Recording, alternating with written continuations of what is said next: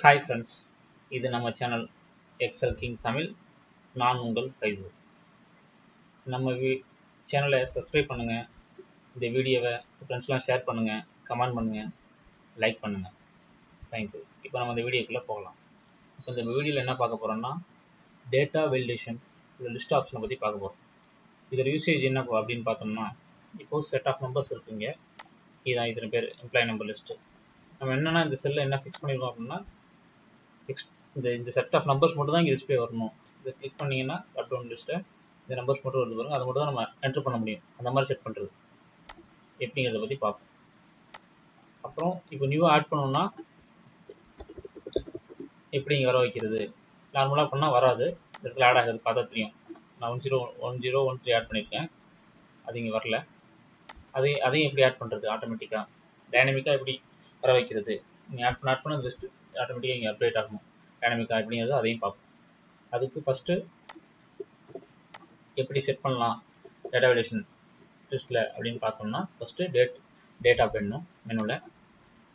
அப்புறம் இந்த ஆப்ஷன் போயிடணும், டேட்டா வேலிடேஷன் ஆப்ஷன் போயிடுங்க.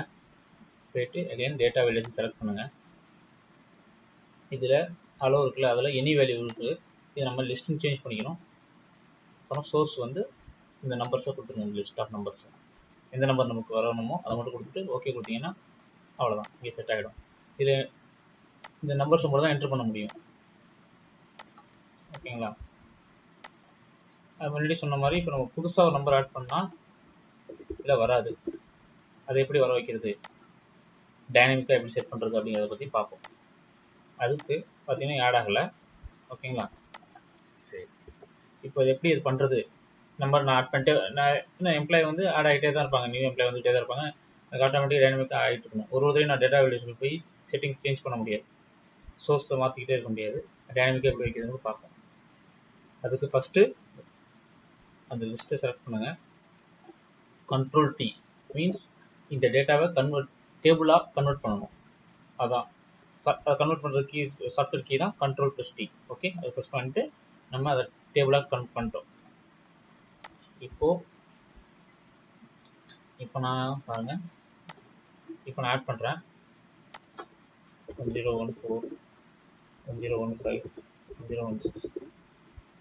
இந்த இடத்துல பாருங்கள் ஆட்டோமேட்டிக்காக ஆட் ஆகிடுச்சு டைனமிக்காக. இப்போ நான் எந்த நம்பர் கொடுத்தாலும் இங்கே ஆட் ஆகும். எக்ஸாம்பிள் கொடுக்குறேன் பாருங்கள். இப்போ நம்ம ஒரு தடவையும் போய் சோர்ஸ் நம்ம சேஞ்ச் பண்ண தேவையில்லை. இது டேபிளாக கன்வெர்ட் பண்ணுற லிஸ்ட்டை அப்படின்னாலே போதும். ஓகேங்களா? இதுதான் மெத்தட். டைனமிக்காக இது டேட்டா லிஸ்ட்டை எஃபிஷியண்ட்டாக யூஸ் பண்ணலாம் இப்படியும். ஓகேங்களா? இந்த வீடியோலாம் உங்களுக்கு ரொம்ப யூஸ்ஃபுல்லாக இருக்குன்னு நினைக்கிறேன். இந்த வீடியோ உங்கள் ஃப்ரெண்ட்ஸ்க்கெலாம் ஷேர் பண்ணுங்கள், நம்ம சேனலுக்கு சப்ஸ்கிரைப் பண்ணுங்கள், கமெண்ட் பண்ணுங்கள்.